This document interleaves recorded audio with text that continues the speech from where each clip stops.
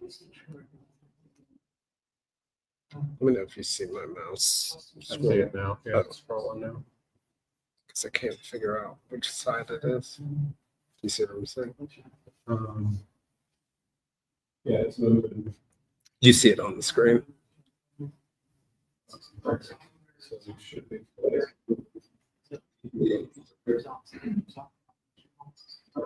Where is it, Robert? There.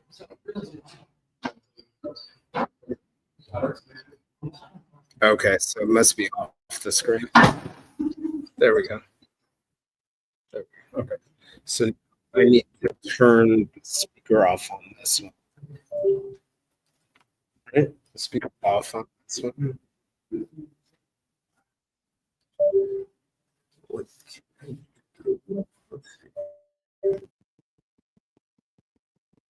Yeah, we're getting that audio loop. If we mute it, everything that's coming Then becomes like that will also be barely spare the echo. But so yeah, he's making a good point. If we do it this way and mute it, everything coming from the speaker will be muted. If we if we change input Mhm. to this device right here, that should stop that. Right, because then it's going to come through the mics at that point, right? Yes. If you speak to the mic, it'll come out of the speaker, it'll go into the laptop, it won't feedback. okay. Check 1, 2. We So can test that as well. you want me to just change it on here in my system sound settings? Yes. I have not used the Streamlabs. Does that have a way to select what microphone you use? Oh yeah. Yeah. Robert, where do you know where the setting is to select what microphone? It's in settings and then audio. So that'll be your laptop mic. If you just do the Shure X2, that'll be microphone array. We can check that too. Check 1, 2. Yep. That's coming through. Yeah. Check 1, 2. Looks like it's Can I hear you over there? Go ahead. Say something. Hello? Yeah, it's picking it up. because none of the mics are on. I still think that's a laptop microphone. We just pop into those. Okay. Okay. Oh, so the mic is just picking up on the regular. Yeah. Okay. So 3 options. Communication to real tag.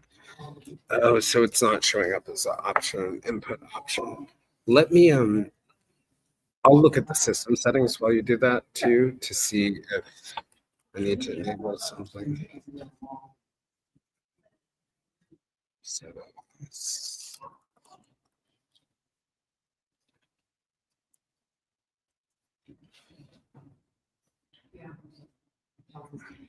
Okay, that is not where I want to be.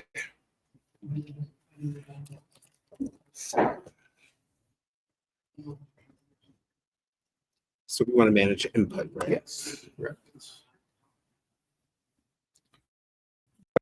Options. This one. Choose that top one there. Oh, sorry. No, we're good.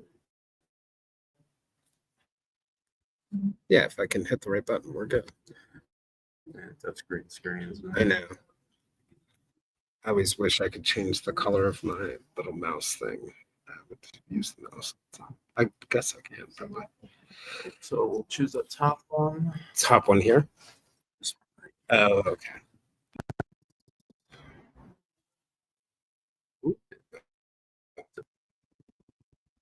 So this one, it's not picking up that. Which Where do we have it coming from? Do we want to try and maybe put it through here? Yeah, we can try. Yeah. And then let me. Oh yeah, there we go. You see it? So yeah. refresh, come back to this. And we're looking at input device. Oh, you're getting the light? Yes, it's got a little monitor light right here. Okay. All right. So what's the name of that? Should be a Shure X2U. That top one. No. Still, Pair. Don't need to Yeah. pair. Well, let's I'm try going to to see if it showed up here. Yeah. And then we can try to add it. So it didn't show up there. So let's try to add device. So only Bluetooth. That's strange.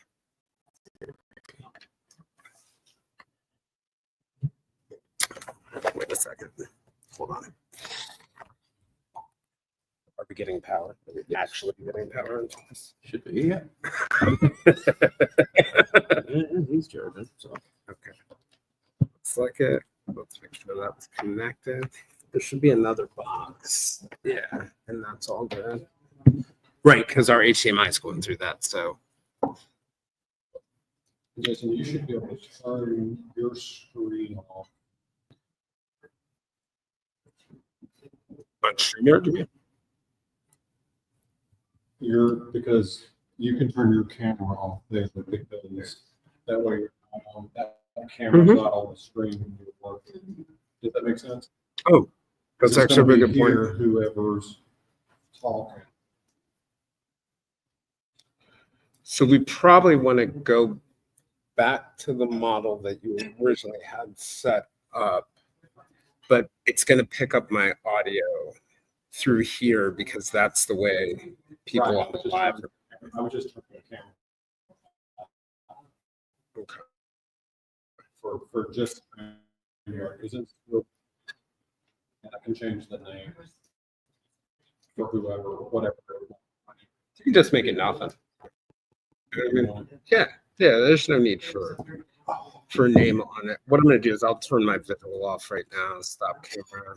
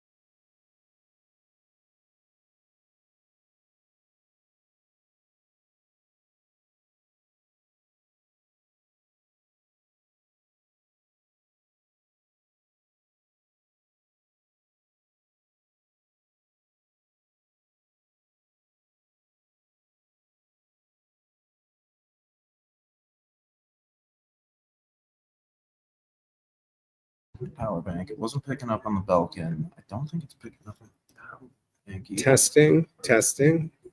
Testing. Yep, that's still coming through. The speaker on the mic. It's coming through. Yeah, it's coming through the laptop microphone mic. and not the actual microphones. So, because it will pop up in your settings, Mm-hmm. you have to tell the laptop, "Hey, this is the device we want to use." So let me look at input again. See if it popped up with the change. Unplug this and flip it over. Yeah. USB-C is really weird. Allocates their like what it sends. And we can also flip the USB and use a different USB port and see if. Yeah. I wish I had my other one, which had a light that will be. I'm checking. Still, the option is not there. Interesting. Yeah. Just for a moment, we're gonna unplug this one. We can use fancy stuff. Cool.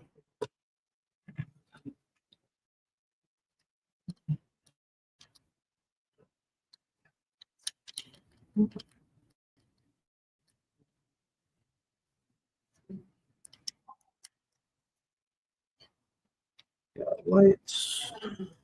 Okay, what is it displaying now?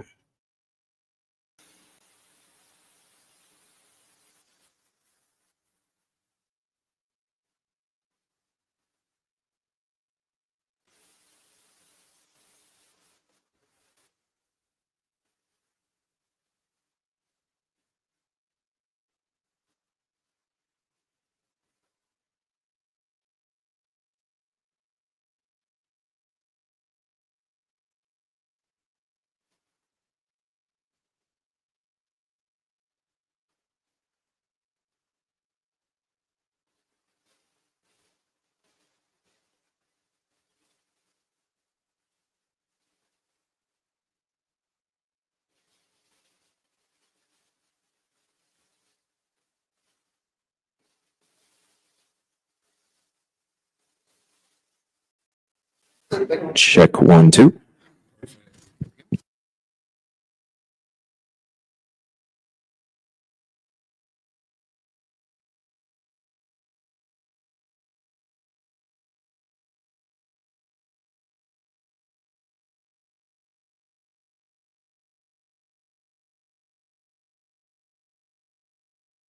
Coffee. Yeah, no problem.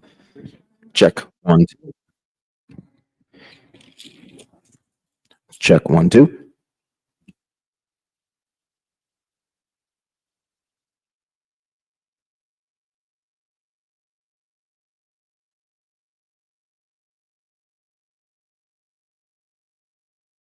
Flip up as soon as you see the light, you're good to go.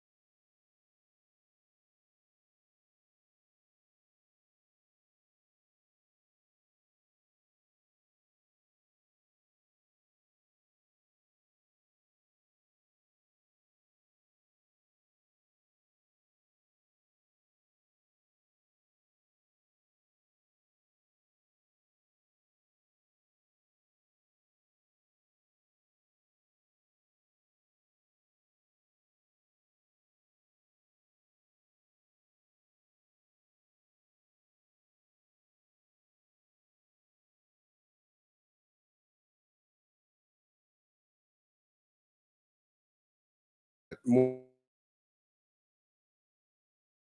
So we important thing to bring attention to.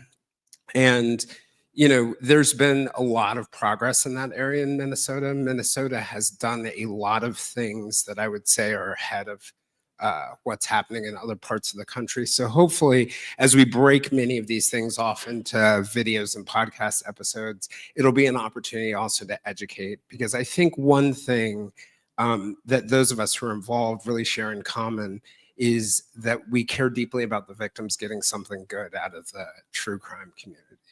So with that, I'm going to hand it over to Robert to go ahead and get our first panel started. Robert, I can throw them on. I can put them on the stage. And this is going to be with Brandon Hall of Music City 911, Robert, me, and Dana Pohl, who has a podcast called True Crime PI. And also, along with her colleague Lexi Kakis, who will be on in a second, they're amazing women, led an investigation called Seeking Justice that I would recommend everybody check out. It's about a death of a woman named Dawn Pasella in, where was it? Was it the Cleveland? Yeah, Cleveland, Iowa area. It was ruled as a suicide, but through their investigative work, they've raised some serious questions that will hopefully get people to take another look at it. So here you go, Robert. Jason, I think the screen maybe froze. I don't know. We need to ask. Sorry, guys, we're having a little bit of technical difficulties. It's called me dealing with computers.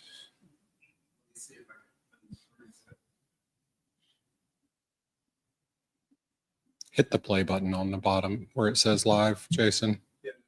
That may have been me. Yeah, that was absolutely. It was muted. It was muted, and people couldn't see, so I apologize. For everybody that doesn't know me, I'm Robert Palmer. I'm from Atlanta, Georgia. My podcast is the Broken System Podcast, and it came about 2 years ago in regards to a case out of Atlanta, a story of DJ Ficky. My podcast, when everybody hears the Broken System, they think, oh, he's talking about how things in the police are broken, but it's a little bit more than that. I focus strictly on marginalized victims, people that are kind of forgotten because of their socioeconomic status and where they live, what they do for a living or don't do for a living, or, if they're involved in drugs. DJ's story started out, he was a drug addict, and he was at a known drug house in a small town in North Georgia, and a call came in that a suicide happened at that house. The police arrived. They'd been to that house many times. They'd made many arrests for drugs and different things. So they just wrote it up as suicide and walked out the door. As they investigated a little bit more, they got sent to, and the very brand new medical examiner saw the report, said suicide. She marked it as suicide on the death certificate. The police got involved a little bit more, started talking to the people that were in the house, realized that it was more than a suicide. But then it became a battle for the GBI and the local authorities to get it changed from suicide to either undetermined or homicide. His sister got involved and was very, very adamant in that he didn't commit suicide. Once they investigated, it took a little over 7 years. It eventually got changed from suicide to undetermined, and last year they arrested the individual that shot him. So we're going through that process now. The current season I'm working on is about Amber Spradlin out of Kentucky. She was murdered in a prominent dentist's house by his son. The police, the phone calls that came in were, the first call went to the police department, to the chief of police. The second call was to the mayor, and then the third call was to 911. And by the time everybody got to the house, the chief of police was already at the house. So you can imagine how things went with that. Luckily, the Kentucky State Police overheard the call, and they were going to stop by just to help and see if they needed anything. It was called a young lady had choked and died on his couch. And when they got there, she'd been stabbed 11 times. So it took a little over a year, almost it was almost 16 months that they finally arrested his son, arrested the dentist for obstruction and hiding video cameras and all kinds of stuff that were on property. So that right now is just in the early stages. That happened in July. So that's about me. I came into the true crime genre because I felt it was a time in my life that I needed to, that it was making changes in my personal life. And I felt a need and just kind of got drawn into DJ's story because of where it was at and what was going on with it. So that's kind of how I got here. So now I'll to go through and let some people on the screen other than me introduce themselves, and we will ask them some questions and have some questions from the audience if you guys like, and kind of go from there. So we'll go with Jason Blair first. We're going to introduce him. Yeah. So Jason Blair, host of a podcast called the Silver Linings Handbook Podcast. I always say I'm not really a true crime podcast, but I do a lot of work in true crime. Robert is gracious enough to do the interviewing today because I'm an interview-based podcast. And I think really sort of at its core, I want to be able to have interesting conversations with interesting people, ones that inspire people, regardless of whether it has to do with crime or it has something to do with mental health or self-care or really any topic that can help people's lives. And I, like Robert, truly fell into true crime just really as a listener during the pandemic. Trying to find some peace and some way to transform. And it really has become a core part of my community as a person, as a listener. So, and then truly as a podcaster, I really want to make a difference in people's lives in any way that I can. And so I've taken a particular focus on missing and murdered Indigenous people this year, and then also victims' families. So I've interviewed people like Bruce Maitland, Julie Murray, Monty this year. So awesome. Thank you, Jason. And I know one of the things that we're going to have an issue with, and I just realized it, is there's going to be a delay from me to the screen. Can everybody on screen hear me? If y'all would just say hi so I can know we can hear you. Yeah. You got me there too. So that's going to be, so one thing, I don't know that we can hear them through the speaker. So guys, hold on just 1 second. Okay. Sorry. I can hear you very faintly.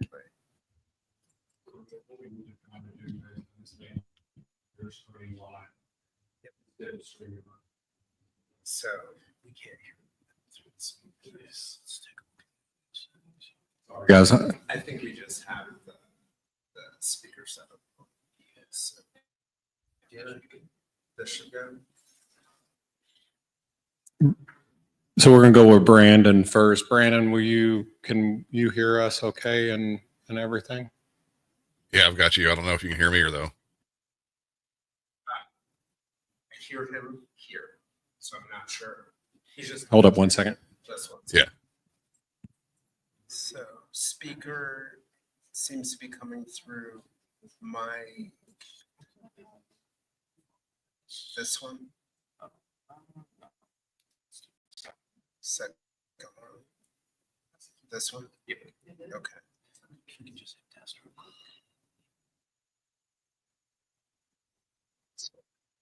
Oh, okay. Yeah, man. Thanks for making it easy. Test real quick. Oh, that's okay. Okay. Can we do one thing? Can we make it clean live instead of instead of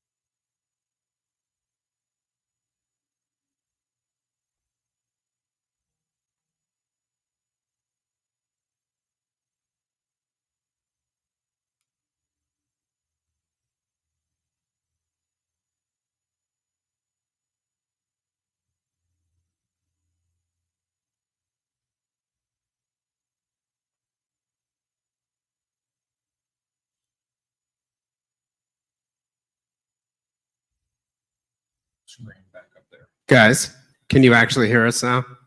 Ah, There it is. Yeah. Now put that screen. Can you hear us? Yeah, the one. Yes. yeah. I can hear Dana. Sorry about that. I can hear Jason. Yeah. Technical error. Okay. Here we go. Boom. All right, guys. Now I'm gonna hit that. Yep. Bottom right. There we go. Okay, I think it's live now too, so shouldn't be any delay. Learning as we go. By the time we're done with this, we'll be perfect. Not really. Okay, so where we were at, I introduced myself. Jason introduced himself. Hopefully everybody heard that. We're going to kind of go through the panel now. And what I'd like to do is the first thing I would like to do is we'll go through everybody and let you introduce yourself. And then I've got a few questions that I'm going to throw curveballs at you and make Lexi blush at least once. That'll be Fantastic. the goal. And Lexi's joining on her phone from an event, so she'll be in and out. So as we talk to her, she'll jump on.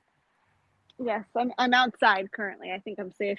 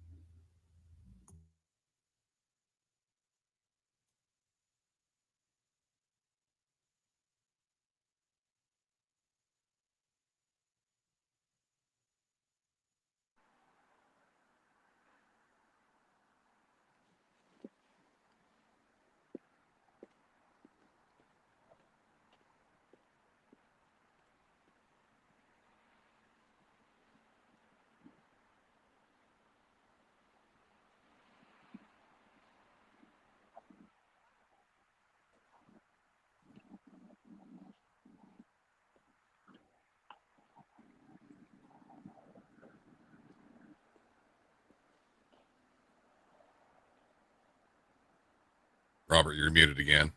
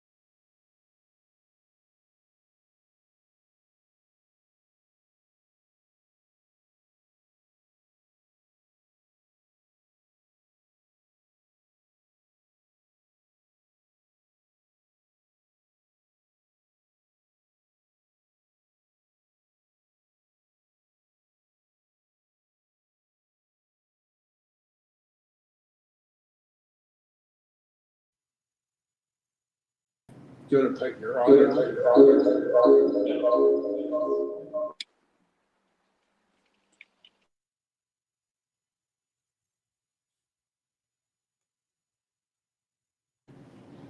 Brandon, can you hear us?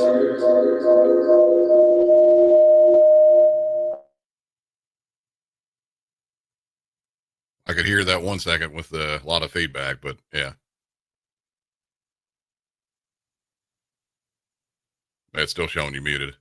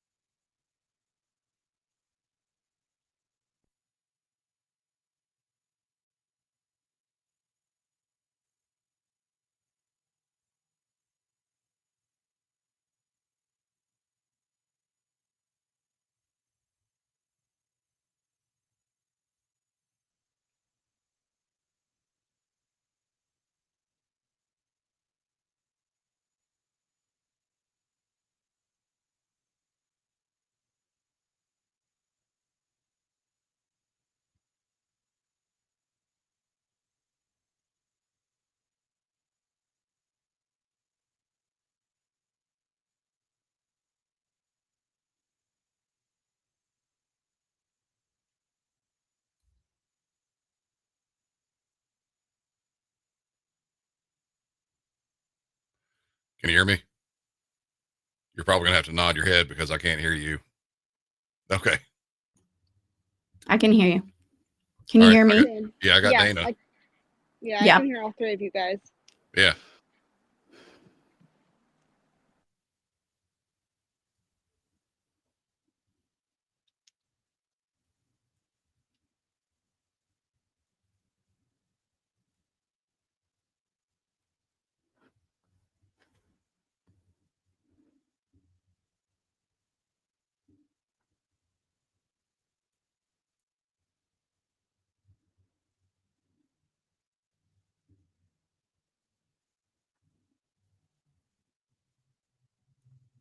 All right, so I'm checking my text messages from Robert. So we'll kind of do this a little differently, I guess. So he wanted me to introduce myself. I'm Brandon Hall. My show was Music City 911, and my kind of way of getting into true crime has been that I've been living it as a job for the past literally almost 25 years. I've been a 911 dispatcher, and in March of 2025, will have been a dispatcher for 25 years. And the whole reason I started the show in the first place was I just wanted to bring light to what dispatchers do and what kind of job they perform, what kind of stressors they have in their daily roles. I mean, it's something that's really not been anything that's really widely known. There's been a few TV shows that come out that are not very good representations of what happened. And it started off that way, and then I kind of moved it to just keeping the same education involved with it. But also I realized that, at first we kind of did it as a kind of a buddy type show, like just talking about different things that we do in our jobs and things like that. And we'd play some 911 calls. And then I started finding more about the whole true crime world. And I realized that, yeah, my show was a true crime podcast. So I started moving it to where I would have both the entertainment of a true crime show, as weird as that sounds, but also an education. I try to educate at least a little bit in every episode that I have. And I've been doing the show for about 5 years now. And we still can't hear you, Robert.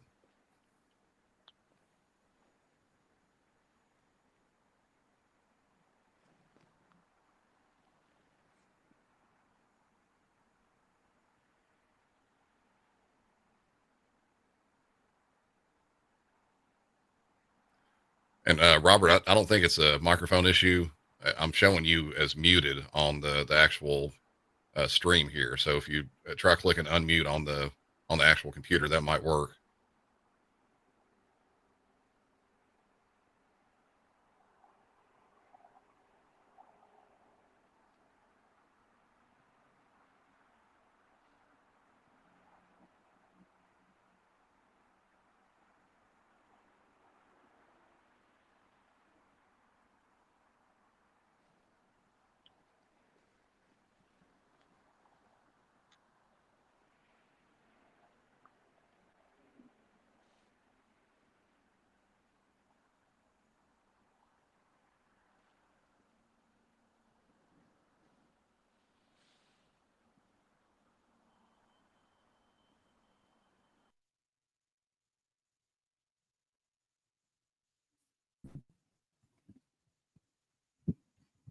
Okay, now can y'all hear me, Brandon? Yeah.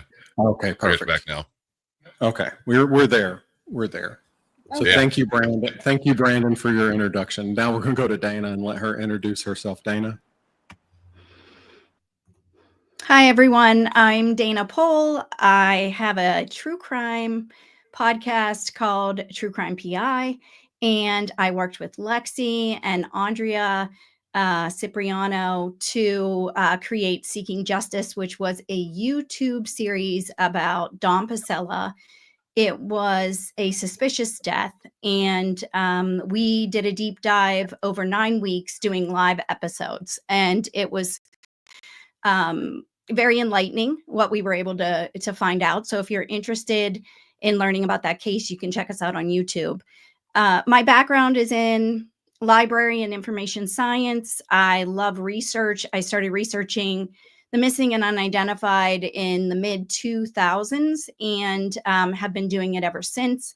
And my newest endeavor is I just completed the Ramapo College IgG certification process, so investigative genetic genealogy program. And I am hoping to be able to work on cases in the future. And thank you for having me. I am going to have to run because I'm a beta tester for a certification test that they're hoping to implement for IgG. So I'll be here for a few more minutes and then I need to go take that test. We'll let Lexi introduce herself, then I'll come back to you, Dana, because I know you're going to go. So Lexi, introduce yourself, please. Yeah, hi everyone. Thank you so much for taking the time. My name is Lexi. As Dana mentioned, I am 1/3 of the Seeking Justice crew, where we explored the suspicious death of Don Pasella. I've been doing true crime work, I would say, for the last 3 years. And you can also hear my voice on The Broken System, parts of the last season. And yeah, really excited to be here. Awesome. Thank you, guys. So one of the things, and all of these guys did one thing, they glossed over what they really do. They kind of gave a scenario of it, but when you hear their passion and what they do and the podcast that they do, you will see how passionate they are, not for true crime, but for being an advocate for, Dana really glossed over being an advocate for unidentified missing persons. She's really she has a primary podcast that she doesn't talk about a lot. It's called True Crime PI, and she worked really hard on a case from Marietta, Georgia, and I'll let her tell a little bit about that.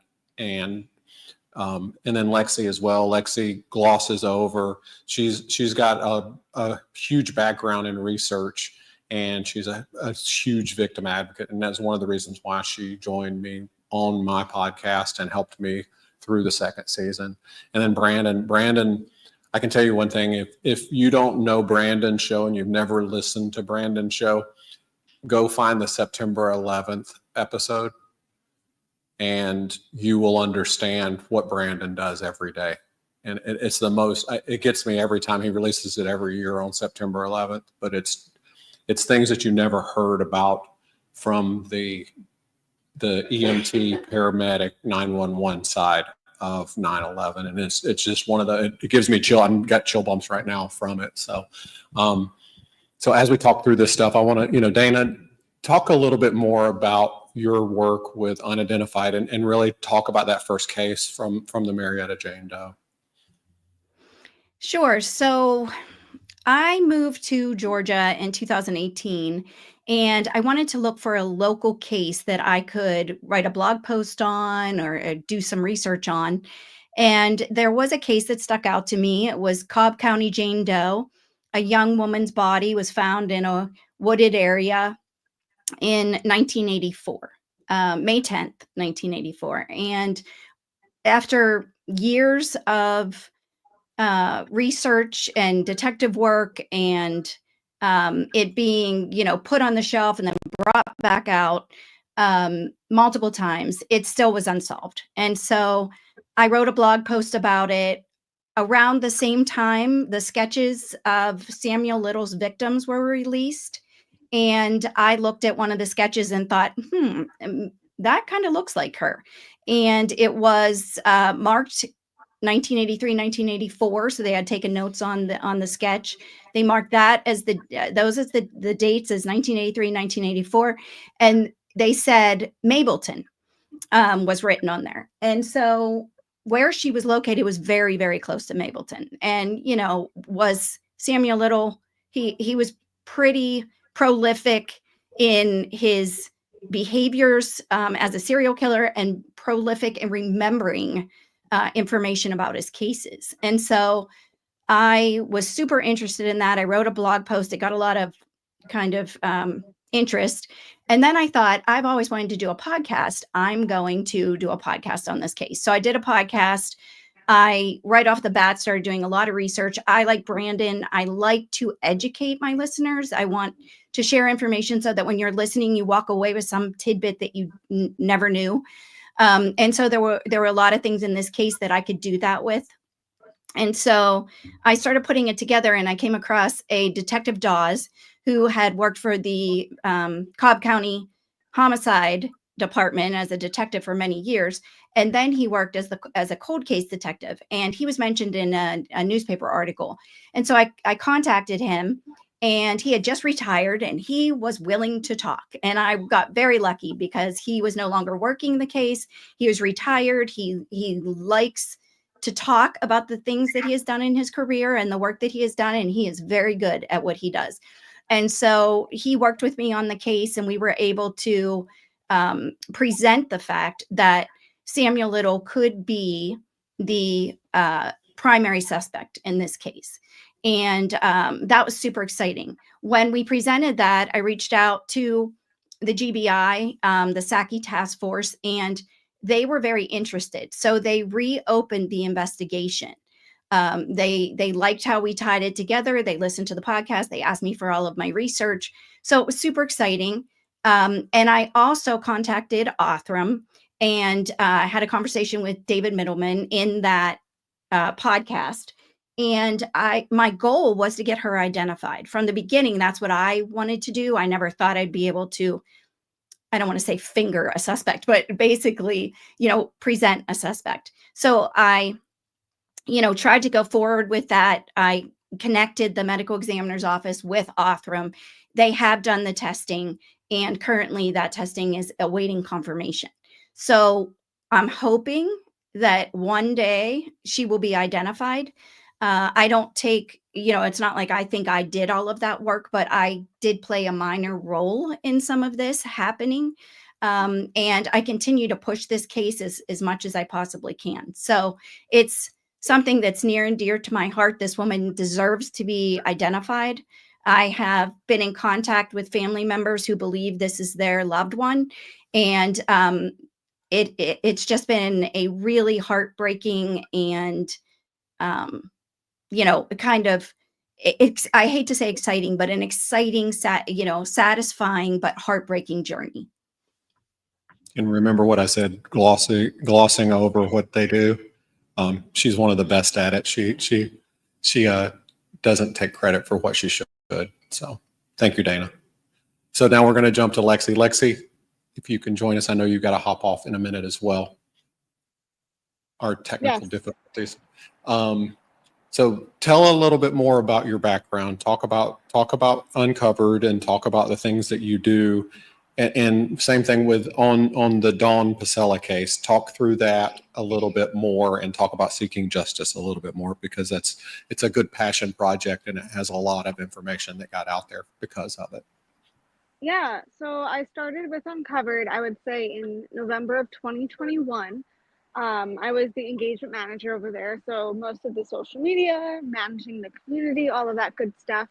I also got involved in case research, and I really found a passion for that. While at Uncovered, that's where we discovered the John Pasella case, and it was very, very evident early on that that case needed so much more attention. There is a really strong element of corruption in that case, which makes getting media coverage particularly challenging. And so we knew that we needed somebody to kind of pave that way. And we kind of felt at that point, who's better than us? We were working very closely with the family, and Tony Viola, one of the stark advocates for that case as well. And it was like, I would say, a year's worth of our time to kind of put all the pieces together. Interestingly enough, while we don't have a ton of information about Dawn's case in terms of documentation, we do have a lot of information about the Tony side of the case, because he was wrongfully convicted for mortgage fraud. So that was a really big element in all of this, trying to kind of unpack all of the pieces and understanding the timeline of everything. And doing it live made for a really fun challenge, because it was kind of like working to Showtime, sort of like SNL, where we would take, we had a script, we had a plan, and then sometimes things would get reworked and edited and fixed and all of that. But I'm really proud of that project that we did, because I think a lot more people know about Dawn and her story and who she was. And we are hopeful that we can hopefully see a resolution for that one day in the future.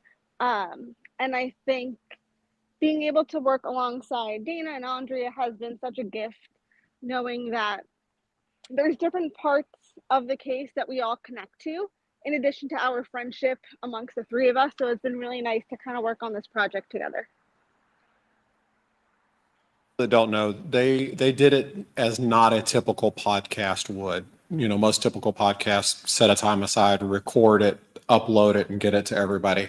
So what they did is they would weekly do an episode on YouTube Live, and they would come together and talk about everything in segmented episodes live. So it's a little bit different. You're getting true reactions from individuals. They would have guests, and it would be that true reaction. It was an unedited, basically an unedited podcast that you saw right there happening in front of you. So it was a really good educational, I think, it grew and grew. Jason,